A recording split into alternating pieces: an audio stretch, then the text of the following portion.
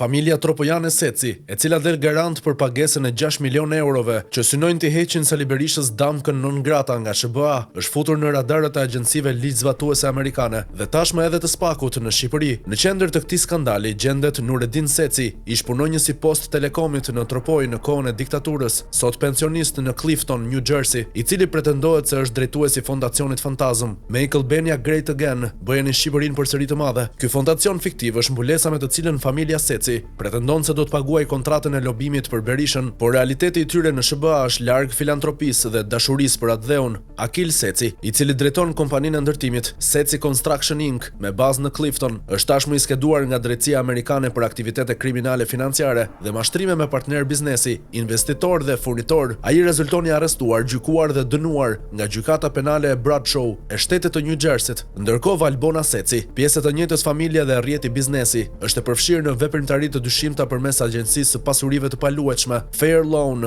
lëndina e drejtë, e cila sipas autoriteteve lokale përdoret si platformë lavatriçe për pastrimin e parave të ardhura nga aktivitetet e paligjshme. Të dhënat e siguruara deri më tani nga burimet zyrtare në SBA flasin për një kompani të zhytur në borxhe dhe mashtrime që tashmë është pothuajse e falimentuar, ndërkohë që fondacioni i pretenduar është vetëm një emër fantazm, i përdorur për të fshehur burime real të fondeve që përdoren për lobimin e Berishës. Në Shqipëri SPA ka nisur hetimin, por është e detyruar urgjentisht të bashkëpunojë ngushtë me partnerët amerikanë për të verifikuar nëse fondacioni Seci, kompania Seci Construction Inc. dhe agjencia Fair Loan e familjes Seci në New Jersey janë kanalet ku kalojnë milionat e dyshimta që synojnë të shpëtojnë Sali Berishën nga stigma e non gratës. Ky skandal që përfshin dosje penale në Amerikë, kompani të falimentuara dhe agjenci imobiliare që shërbejnë si lavatriçe për pastrim parash, është një këmban alarmi e fuqishme për SPAK-un. Verifikimi i plotë dhe transparenca e fondeve është detyrim jo vetëm ligjor, por edhe moral ndaj qytetarëve shqiptar dhe partnerëve ndërkombëtar. Kjo aferë është prova më e qartë se në prapaskenë Berisha dhe njerëzit e tij vazhdojnë të përdorin kanale kriminale për t'u rikthyer në pushtet. Pyetja që mbetet tani është, a do të ketë SPAK kurajon të godasë realisht këtë rrjet të errët që kërcënon demokracinë dhe sundimin e ligjit në Shqipëri? Përgjigjja do të jetë testi më i madh i drejtësisë shqiptare përballë mafjes politike.